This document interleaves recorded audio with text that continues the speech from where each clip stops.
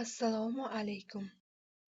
Bugungi mavzumiz guruh rahbarining ota-onalar bilan olib boriladigan ish shakllari. Bugungi mavzumizni 3 ta reja asosida ko'rib chiqamiz. Birinchisi, guruh rahbarining ota-onalar bilan ishlashdagi vazifalari. Ikkinchisi, ota-onalar bilan ishlashda samaradorlik shartlari. Uchinchisi, ota-onalar bilan ishlashning asosiy yo'nalishlari. Birinchisi, guruh rahbarining ota-onalar bilan ishlashdagi vazifalari. Mavzumizni birinchi reja asosida gaplashamiz. Ya'ni bunda 3 ta yo'nalishga bo'lib o'tamiz. Ya'ni ota-onalar bilan muntazam aloqa o'rnatish. O'quvchilarning tarbiyasi, o'qishdagi muvaffaqiyatlari, xulq-atvori haqida ota-onalarga muntazam ma'lumot berish, ota-onalardan farzandlari haqida kerakli axborotni olish. Ikkinchisi, ota-onalarning pedagogik madaniyatini oshirish. Bunda ma'rifiy uchrashuvlar, seminar, treninglar tashkil etish. Keyingisi, tarbiya, psixologiya, bolalar bilan muloqot bo'yicha tavsiyalar berish. Uchinchisi, ota-onalar qo'mitasi bilan hamkorlik hisoblanadi. Guruh yoki sinf ota-onalar qo'mitasini tashkil etish va u bilan birgalikda ishlash. Sinfda bo'layotgan ishlar yuzasidan ota-onalar bilan fikrni inobatga olish lozim. Keyingisi, ota-onalarni tarbiyaviy tadbirga jalb etish. Ya'ni bunda bayramlar, uchrashuvlar, sport musobaqalari, mehnat hasharlari kabi tadbirlarga ota-onalarni jalb qilish. Bunda asosiy maqsad o'quvchilarni qay darajada ishtirok etayotganligi hamda o'sha ota-onalarning farzandlari tadbirlarga qay darajada ishtirok etganligini kuzatib borishlari kerak. Ochiq eshiklar kuni tadbirlarni o'tkazish mumkin yoki sport o'yinlari haqida musobaqalar o'tkazish mumkin. Keyingisi, muammoli o'quvchilar bilan individual ishlash hisoblanadi. Intizom, o'qishga bo'lgan qiziqish, psixologik muammolar bor o'quvchilarni aniqlash lozim. Ota-onalar bilan birgalikda bunday muammolarni bartaraf etish yo'llarini ishlab chiqish kerak. Keyingisi, ota-onalar bilan pedagogik hamkorlikni mustahkamlash. Bunda maktab va oilaning tarbiyaviy ta'sirini bir yo'nalishda olib borish kerak. Bola shaxsini har tomonlama rivojlantirishda oila va maktabning yagona maqsadga xizmat qilishini ta'minlash lozim. Keyingisi, hisobot va tahlil olib borish. Ya'ni ota-onalar bilan ishlash bo'yicha o'tkazilgan uchrashuvlar, yig'ilishlar, tadbirlar yuzasidan hisobot tuzish kerak. Amalga oshirilgan ishlarni tahlil qilish, kamchiliklarni aniqlash va takliflarni berish lozim. Keyingi rejamiz ota-onalar bilan ishlashda samaradorlik shartlari. Bunda o'quvchi tarbiyasida ota-onalar bilan hamkorlik guruh rahbari faoliyatining eng muhim yo'nalishlaridan biri hisoblanadi. Bu hamkorlik samarali bo'lishi uchun quyidagi shartlarga amal qilishi zarur. Bunda birinchisi, o'zaro hurmat va ishonch.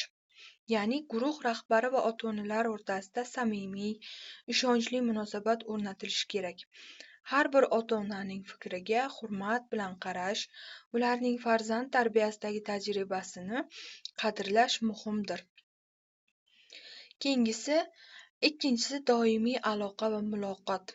Bunda ota-onalar bilan muntazam uchrashuvlar, yig'ilishlar, suhbatlar o'tkazish kerak.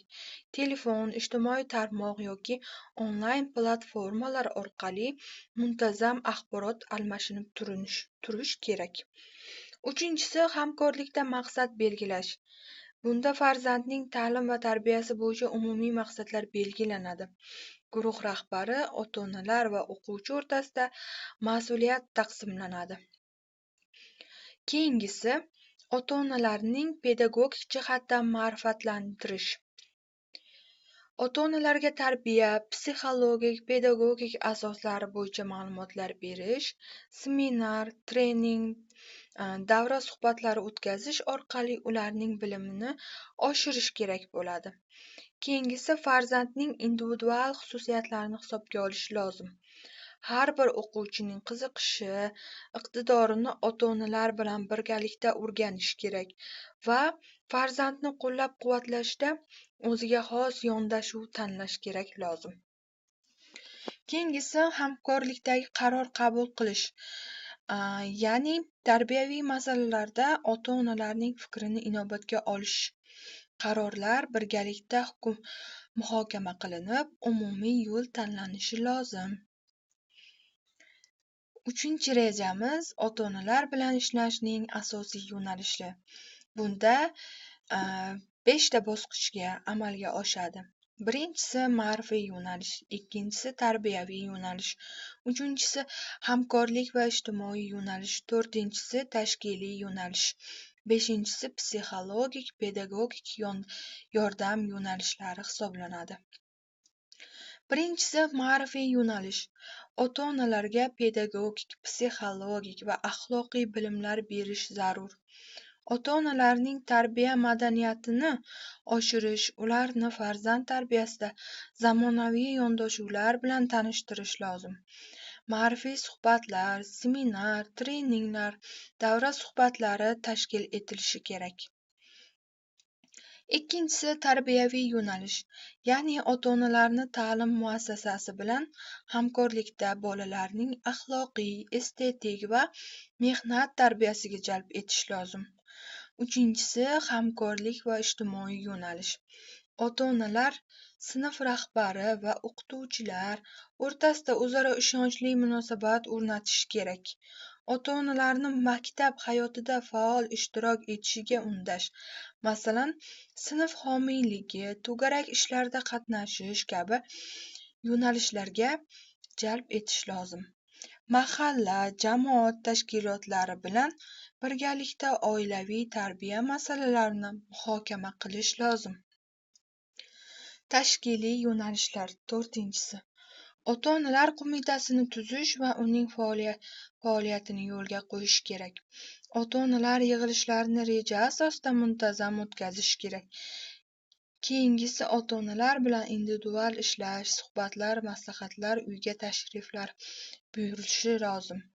Va oxirgisi, psixologik, pedagogik yordam yo'nalishi hisoblanadi. Bunda nima demoqchi? Ya'ni ota-onalarga farzandning yosh va individual xususiyatlarini tushunishda yordam berish kerak. Muammoli oilalar bilan alohida ishlash, ularning tarbiyaviy muammolarini hal etishda maslahatlar berish lozim. Farzand va ota-ona o'rtasidagi nizolarni bartaraf etish vositachilik qilish hisoblanadi. Bunda nima demoqchi? Umumiy olganda guruh rahbarining faoliyati ota-onalar bilan, mahalla bilan birgalikda hamkorlikda olib boriladi. Ota-onalar bilan ishlash hamkorligi bu o'qituvchining asosiy yo'nalishlaridan biridir. O'qituvchi faqatgina dars berib ketish kerak emas. O'qituvchi o'quvchining ham psixologik, ham pedagogik jarayonlarni o'rganib borishi kerak. Ya'ni o'quvchining ruhiyatini, oilaviy muammolarini, barcha jihatlarini o'rganib, kerak bo'lsa, muammoli vaziyatga tushgan vaqtda ham uning yechimini topishga o'quvchiga yordam berish kerak. Buning uchun albatta ota-onalar bilan birgalikda hamkorlik qilib borish kerak. Xo'sh, xulosa qilib shuni aytamizki, guruh rahbarining ota-onalar bilan ishlashdagi samaradorligi avvalo o'zaro ishonch, hurmat va hamkorlikka asoslangan munosabatni yo'lga qo'yish bilan belgilanadi. Ota-onalar bilan muntazam aloqa o'rnatish, ularning fikr va takliflarini inobatga olish, farzand tarbiyasida yagona maqsad sari yo'naltirish muhim ahamiyat kasb etadi.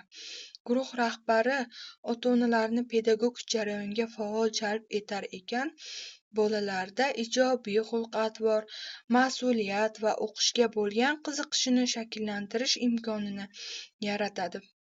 Shu bois samarali hamkorlikning asosiy sharti guruh rahbari, ota-onalar va o'quvchi o'rtasida o'zaro anglashuv va hamjihatlikni ta'minlashdan iboratdir. Bugungi mavzumiz qisqacha shulardan iborat. Bu yerda foydalangan adabiyotlarimiz keltirib o'tilgan.